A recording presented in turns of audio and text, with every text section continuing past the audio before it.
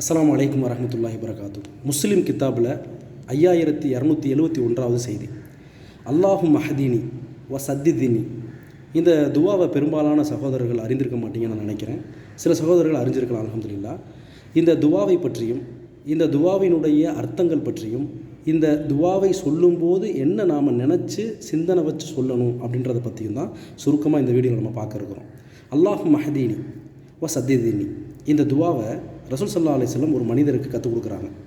அந்த மனிதர் மூலமாகத்தான், அந்த சஹாபி மூலமாகத்தான் நமக்கு இந்த செய்தி வந்து சேர்ந்திருக்கிறது.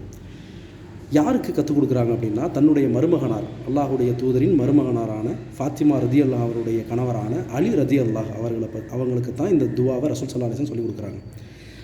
அல்லாஹுடைய தூதர் சொன்னதாக அலி ரதியல்லாஹ் அவங்களே இந்த செய்தியை அறிவிக்கிறாங்க. முஸ்லீமில் வரக்கூடிய செய்தி.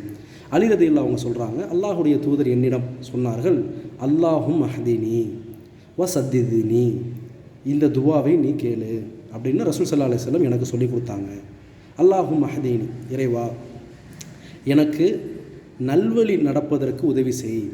வ சத்திதினி, இறைவா நேர்மையாக நடப்பதற்கு எனக்கு வாய்ப்பளிப்பாயாக, இந்த துவாவை நீ கேளு அப்படின்னு சொல்கிறாங்க ரசூலுல்லாஹ். இப்படி சொன்ன உடனே அலி ரதியல்லாஹ் அவங்கள்ட்ட ரசூல் ஸல்லல்லாஹு அலைஹி வஸல்லம் இந்த துவாவை சொல்லிக்கிட்டு திருப்பி கூடுதலாக சொல்கிறாங்க, இந்த துவாவை சொல்லும்போது நீ என்ன நினைக்கணும், அல்லாஹு மஹ்தீனி அப்படின்னு சொல்லும்போது உன் சிந்தனை எப்படி இருக்கணும், வசத்திதினி என்று சொல்லும்போது உன்னுடைய சிந்தனை எப்படி இருக்கணும் என்பதையும் சேர்த்து சொல்கிறாங்க. அல்லாஹுடைய கிருபையினால் இந்த துவா என்பது நம்முடைய வாழ்க்கையில் அதிகமான நன்மைகளையும் மறுமையில் சொர்க்கத்தை பெற்றுத்தருவதற்கு இலகுவான ஒரு வழியையும் ஏற்படுத்துது. ஏன்? நாம் நல்வழியில் இருந்தால் தான், அந்த அடிப்படையில் மௌத்தானால் தான் நாளை மறுமையில் சொர்க்கம் கிடைக்கும். இந்த உலகத்திலும் நமக்கான அருளில் நிம்மதி கிடைக்கும். நாம் நேர்மையாக நடக்கணும். மற்ற யாருக்கும் எந்த விதத்திலையும் துரோகம் செஞ்சிடாமல், யாருடைய சொத்துக்களையும் சூறையாடிடாமல், நம்மளை அறியாமலேயே பணத்தாசை, அரசியல் லாபங்கள், இன்ன பிற மன இச்சையின் காரணமாக மற்றவருடைய உரிமையில் கை வச்சிடாத அளவுக்கு நேர்மையாக இருக்கணும். அப்படி நான் நேர்மையாக இருக்கிறதுக்கு வாய்ப்புகள் எனக்கு வழங்கப்படணும். அதை அல்லாஹுடைய தூதர் இந்த துவாவின் மூலமாக கேட்க சொல்கிறாங்க. அப்போ அல்லாஹு மஹதீனி, இறைவா எனக்கு நல்வழியை கொடு, சத்திதினி எனக்கு நேர்வழியை கொடு, அந்த சத்தியம் நேர்மையான ஒரு காரியத்தை செய்வதற்கு வாய்ப்பு கொடு அப்படின்ற துவா.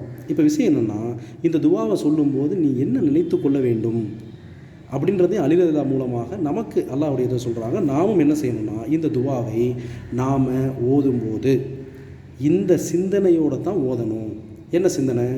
அல்லாஹும் மஹதீனி, இறைவா எனக்கு நல்வழியை கொடு, நல்வழியில் நடக்கச் செய் என்று சொல்லும்போது வழி அறியாமல் தடுமாறி திணறி போய் நிற்கிறாங்கல்ல, ஐயோ வழி எதுன்னு தெரியலையே, நான் என்ன செய்கிறதுன்னு புரியலையே என்று குழம்பி போய் வழி அறியாத மக்களுக்கு நீ அவர்களுக்கு வழி சொல்லி ஒரு சரியான பாதையை காட்டக்கூடிய ஒரு நிலையை அந்த நேரத்தில் நினச்சிக்க. அல்லாஹும் மஹ்தீனி என்று சொல்லும்போது வழி அறியாத மக்களுக்கு வழிகாட்டிய ஒரு எண்ணம் உன்னிடத்தில் இருக்க வேண்டும்.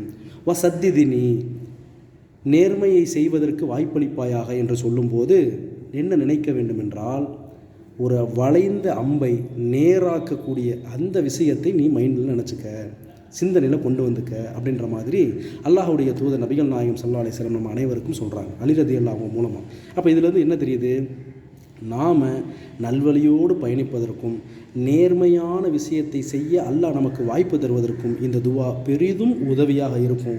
அதனால் இஸ்லாமிய சமூக மக்கள் இந்த துவாவை தங்களுடைய வாழ்க்கையில் அதிகமாக கேட்கணும். அதில் உள்ள ஒரு கண்டிஷன் என்னென்னா, அந்த துவாவை கேட்கும்போது இந்த சிந்தனை, வழி தெரியாதவர்களுக்கு வழிகாட்டிய அந்த எண்ணமும், வளைந்த அம்பை நேர்படுத்தக்கூடிய அந்த எண்ணமும் அந்த நேரத்தில் நமக்கு வர வேண்டும். ஆகவே கண்ணியத்திற்குரியவர்களே, நாம் இன்ஷா அல்லாஹ் இன்றிலிருந்து, இந்த நிமிடத்திலிருந்து இந்த துவாவை தொடங்குவோம். அல்லாஹும் மஹ்தீனி வ சத்திதினி, இறைவா நல்வழியை செய்வதற்கு எனக்கு ஊக்கப்படுத்து, நல்வழி எனக்கு வழிகாட்டு, நேர்மையான காரியத்தை செய்ய நீ எனக்கு வாய்ப்பளிப்பாயாக. இந்த செய்தி முஸ்லீம் என்ற கித்தாபில் இடம்பெற்றிருக்கிறது. இது போன்ற தகவல்களை, நல்ல சிந்தனைகளை இன்ஷா அல்லாஹ் நாம் தெரிந்து கொள்வதோடு மட்டுமல்லாமல் பிற மக்களுக்கு அதை ஷேர் செய்வதன் மூலமாக, அவங்களுக்கும் இதை தெரியப்படுத்துவதன் மூலமாக அதன் மூலம் நமக்கு நன்மைகள் கிடைக்கும். கண்டிப்பாக நாம் எல்லாரும் இது போன்ற தகவல்களை நாமும் தெரிந்து கொண்டு பிற மக்களுக்கும் சொல்லுவோம். இதன் மூலமாக மறுமையில் அல்லாஹ் நம் அனைவருக்கும் வெற்றியை தருவானாக. அஸ்ஸலாமு அலைக்கும் வரஹ்மத்துல்லாஹி வபரகாத்துஹு.